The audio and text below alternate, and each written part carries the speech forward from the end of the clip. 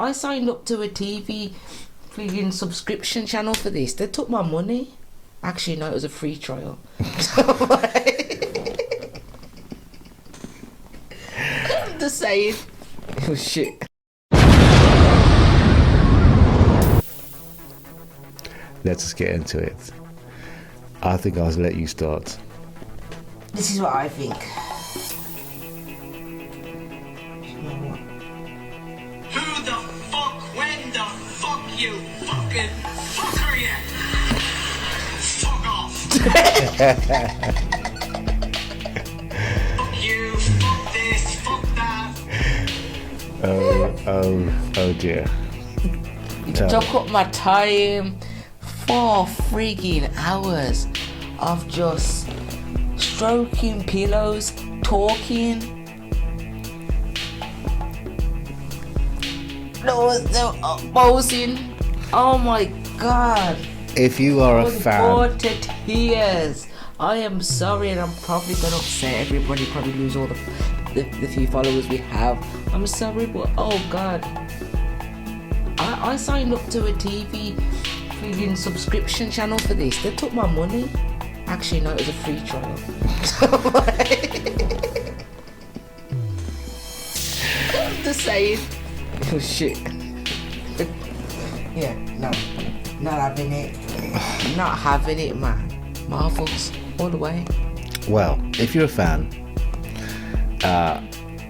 you will enjoy the exposition of the dialogue, but it just fleshed out what was in the original with some added extra scenes, which was hard to see why it was worth the extra time, because even though we did see extra footage of Superman, extra footage of Wonder Woman, we saw extra footage of The Flash, the Steppenwolf's CGI was fabulous. Yeah. That was fantastic. Yeah. But the extra characters that are put in there, Darkseid, and I won't name all the others because it's early and people might not have seen it all yet,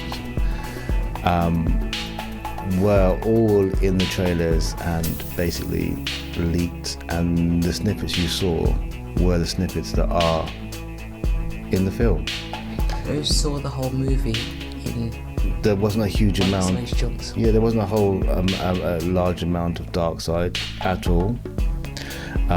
Superman was in a black suit, and yes, he did do some extra action, but time-wise, it wasn't any more than was in the original. The dialogue to set it up was, of course, a lot longer, and it wasn't more grand. Those pants, man. And then there were some cliffhangers it left you on, but after 3 hours and 45 minutes, it was not a real big payoff. I was It was that Wonder Woman 84. no, that was cheese. This was fan service, which was, you got, if you're a fan, a big fan. Well, the end of Game of Thrones, it just left a nasty taste in your mouth. It's just like, all this hype, and it's like, oh, Yeah. brewers droop. Floppy dick, for those who don't know, that's floppy dick. That's what happens after you have a big drink. And you can't get up. Yeah, I wasn't impressed. I wanted to be. I was very, very hyped up for it, but I wasn't impressed in the end, and I couldn't believe that it was what it was, which was a huge amount of dialogue and very well set, color-wise, pretty sets, lots of slow-mo, lots of slow motion, and lots of face shots and people standing there just looking.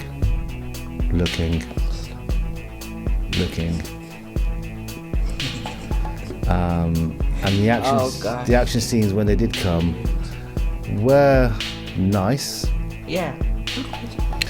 but there wasn't much more than what you saw in the original. I mean, there wasn't one at the beginning where, well, near the middle, I don't know when it was now, that they showed you what happened when Darkseid first came to the planet. And this is why you should stop this woke thing, which is rewriting things that have been done, right? Because you've now got an expectation that they're gonna get it right.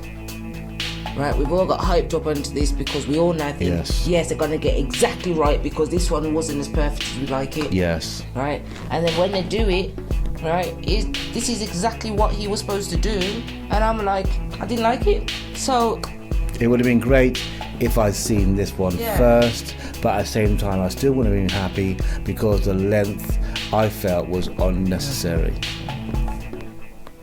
I felt the length was unnecessary.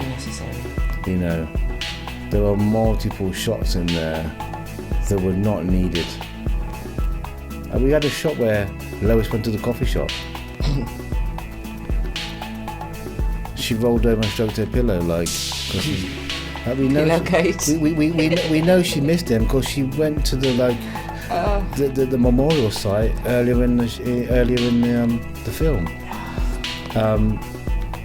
They showed us just lots and lots of fields in Kansas with just the grass just swaying in the wind, you know. There were unconvincing dialogue, you know, with the Atlanteans, and for some reason now, Amber Heard's got an English accent when she had an American one in the last other films. Because you're shitting on the English one now instead. I Talk to the encode. And I suppose it's because of the expectations, you know. There were some amazing bits that happened that didn't happen in the other films, like Stephen Wolf breaking into the laboratory and how the dad died and why he died, you know. Yes, Ray Fisher, as in Cyborg, did do a good job, but my God, was he just moody through the whole thing or what? He was a moody bitch, man. But there is a thing of Mal PMT. I mean, the way that everyone was talking, I thought he was like the saviour of the film, like he was going to be some... And he wasn't. He wasn't. He was reluctantly, in the end, the one that saves the day, but he didn't carry the film. He was miserable. He was a stroppy child. That I don't want my dad. He didn't come to my football matches. He's an only child. Only child syndrome. And then his dad dies, and he's like, I'm doing this for my dad. Yeah, exactly. It usually happens too late. Wonder Woman was good. She kicked ass. Yes, she was. She did kick ass, you know. And she took a good beating, man. Remember she was thrown into the rock? Yeah, she got beat, yeah. The Flash. Oh, I liked him. He was good. He was good. I liked his character more. The arms are funny though. Yeah, the way he runs. Why he runs is. But not as funny as in the Josh Whedon version. Yeah, that one was a bit annoying. He was a bit stupid. Yeah. Aquaman was boring. Aquaman was a miserable kid. He was just Moody. very miserable. He was just very, very miserable. He literally matched the eyebrows. He was just miserable. Yeah. He was miserable about everything. Yeah. I mean, you've been with these people, right? We're assuming, right, for centuries, right, in this little, cave, right, the ice thing. Yeah. People, okay? And they look after you and you look after them. Yeah. And yet, when you come in after you saved one of them, you dash him on the table, right, and say, give me a whiskey. Yeah. You're just rude. He's just rude. I don't know why he's so rude. Batman was good, right, until he said twice the words Batman are not supposed to say, which is, I got faith, Alfred. Batman does not have faith. Does not have faith, he's dead inside. Batman works on logic and deduction. He's not dead inside. No, Batman doesn't have faith, right? He doesn't leave things to chance. He's a man that plans everything. He's not Christian, he's sensible. Yeah. The Superman scenes were the same. There was a little bit of a change at the memorial site, because now Batman's got gauntlets like Wonder Woman. Make of that what you will. And his Steppenwolf fight where he went a bit ham on Steppenwolf, and there was a few F-bombs in there in unnecessary places, which in the end weren't really,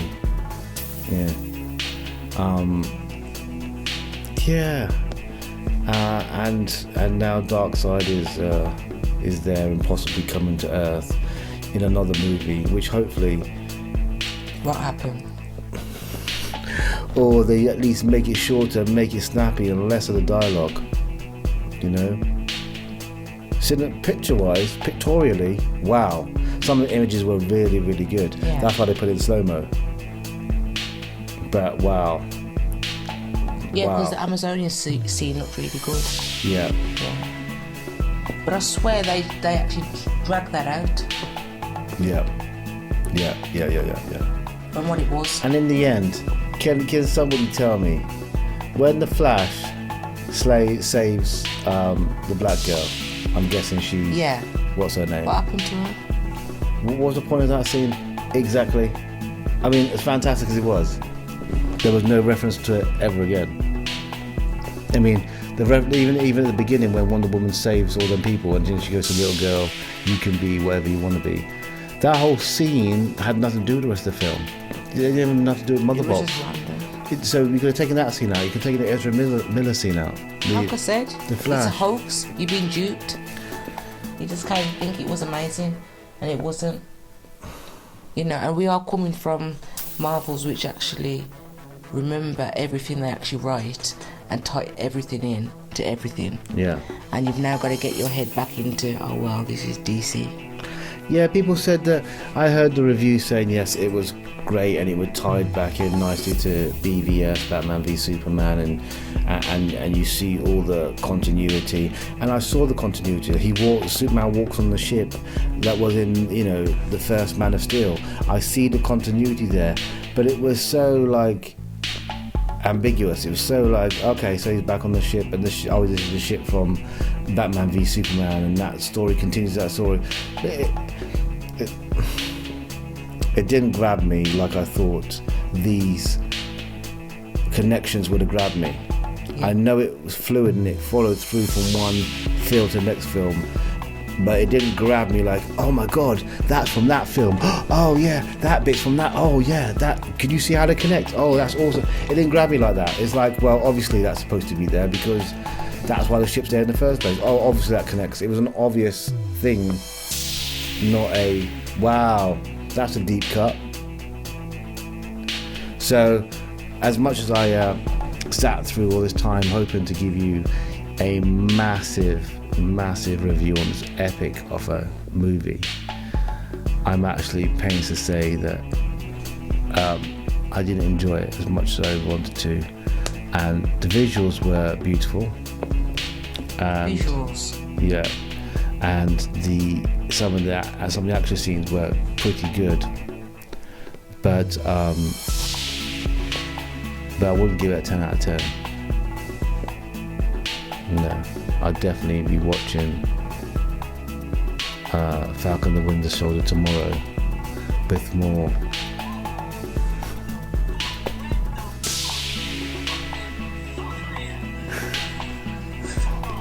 Fuck off! So, hopefully I'll catch you tomorrow for the Falcon the Winter Soldier. Bye!